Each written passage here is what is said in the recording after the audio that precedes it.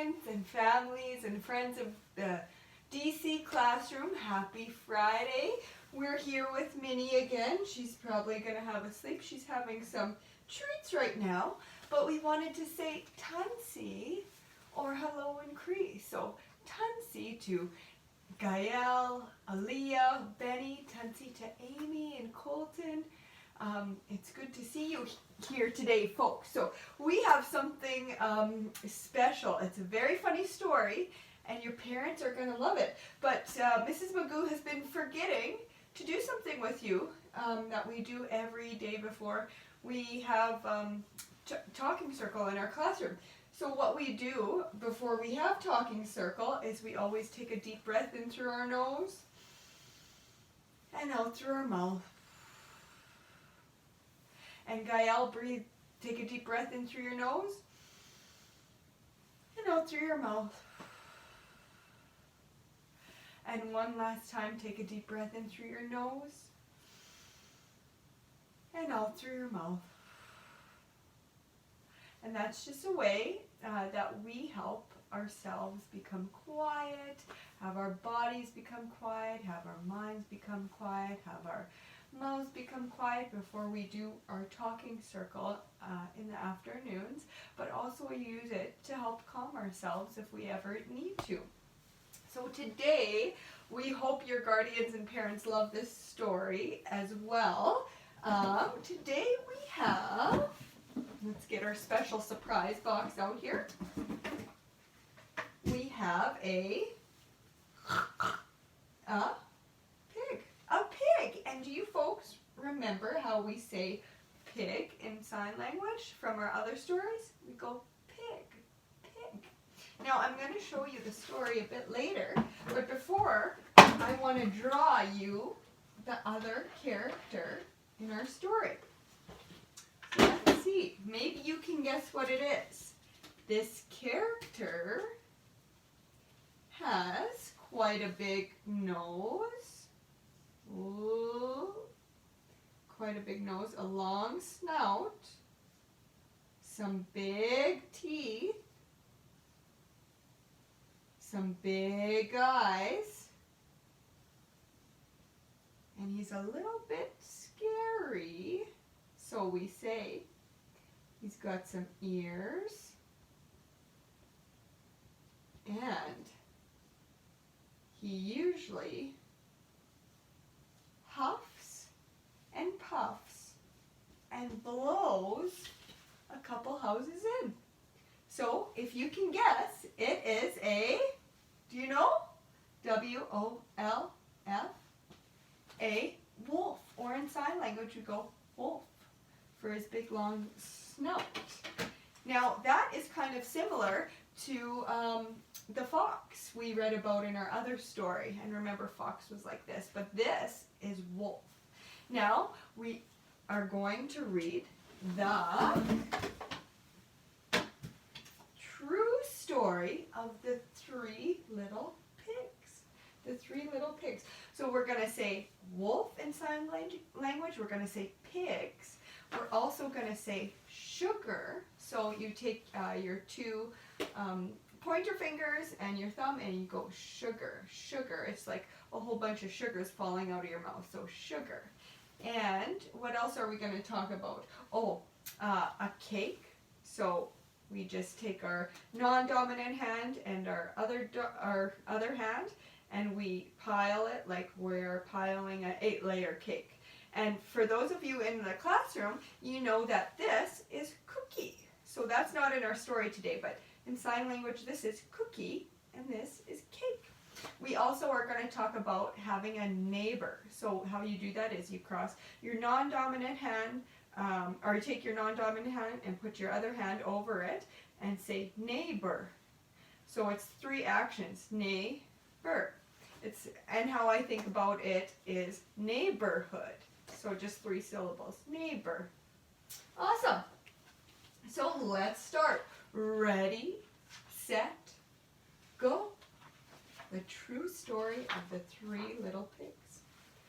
Everybody knows the story of the 3 little pigs. Or at least they think they do. But I'll let you in on a little secret. Nobody knows the real story because nobody has ever heard my side of the story. Whose side do you think we're going to learn about today? Maybe the wolf's? I'm the wolf, Alexander T. Wolf. You can call me Al. I don't know how this whole big bad wolf thing got started, but it's all wrong. Maybe it's because of our diet. Hey, it's not my fault wolves eat cute little animals like bunnies and sheep and pigs. That's just the way we are. If cheeseburgers were cute, folks would probably think you were big and bad too. And if you're vegan, you probably do. Let's turn the page. But like I was saying, the whole big bad wolf thing is all wrong. The real story is about a sneeze, and a cup of sugar. Sugar. This is the real story. Way back in Once Upon a Time, I was making a birthday cake, remember? Cake, for my dear old granny. I had a terrible sneezing cold, and I ran out of sugar. Let's turn the page, Gael. So I walked down the street to ask my neighbor, do you remember neighbor? 1, 2, 3, neighbor, for a cup of sugar. Now this neighbor was a pig, and he wasn't too bright either. He had built his whole house out of straw. Can you believe it? I mean, who in their right mind would build a house out of straw? Maybe if you're a mouse.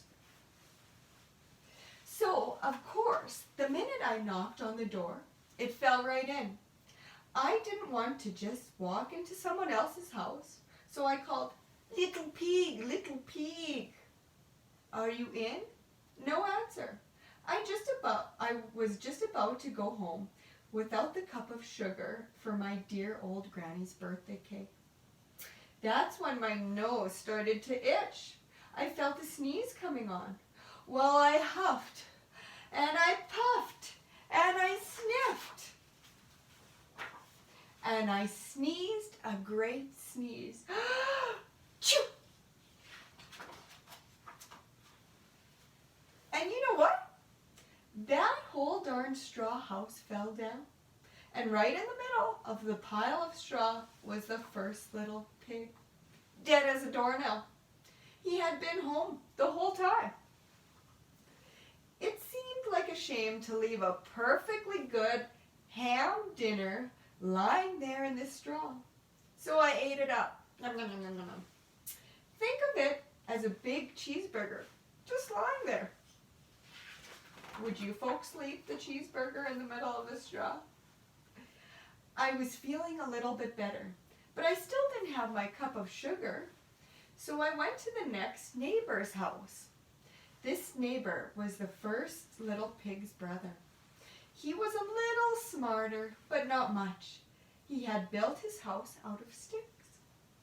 I rang the doorbell, ding dong, on the stick house. Nobody answered. So I called, "Mr. Pig, are you in?" He yelled, "Go away, wolf. You can't come in. I'm shaving the hairs on my chinny chin chin." Don't we all have to do that once in a while? My heavens. I had just grabbed the doorknob when I felt another sneeze coming on. I huffed and I snuffed and I tried to cover my mouth, but I sneezed a great sneeze. Choo! And you're not going to believe it, but this guy's house fell down just like his brother's. When the dust cleared, there was the second little pig, dead as a doornail. Wolf's honor. Wolf's honor. Look at that little ham. Now, you know food will spoil if you just leave it out in the open. So I did the only thing there was to do. I had dinner again. Think of it as a second helping. Aren't we all having a lot to eat around the house nowadays? But my cold was feeling a little better, and I still didn't have a cup of sugar for my dear old granny's birthday cake. So I went to the next house. This guy was the first and second little pig's brother. He must have been the brains of the family. He built his house out of bricks. I knocked on the brick house. No answer. I called, "Mr. Pig, Mr. Pig, are you in?" And do you know what the rude little porker said? "Get out of here, wolf. Don't bother me again." Talk about impolite. He probably had a whole sack full of sugar, and he wouldn't give me even one little cup for my dear sweet old granny's birthday cake. What a pig! I was just about to go home and make a nice birthday card instead of a cake when I felt a cold coming on. I huffed and I snuffed and I sneezed once again. Choo! Then the third little pig yelled, "And your old granny can sit on a pin." Now, I'm usually a pretty calm fellow, but when someone talks about my granny like that, I go a little crazy. When the cops drove up, of course I was trying to break down this pig's door, and the whole time I was huffing and puffing and sneezing and making a scene. The rest, they say, is history. Oh, the big bad wolf's in the paper. Maybe it's propaganda. The news reporters found out about the 2 pigs I had for dinner. They figured a sick guy going to borrow a cup of sugar didn't sound very exciting. So they jazzed up the story with all of that huff and puff and blow your house down, and they made me the big bad wolf. That's it. The real story. I was framed. But maybe you can loan me a cup of sugar. What do you think? Do you have a cup of sugar you could spare for the big bad wolf or the misunderstood wolf? I hope you folks like the story today. Minnie and I want to say, have a good weekend. We miss you all. See you folks. Bye-bye.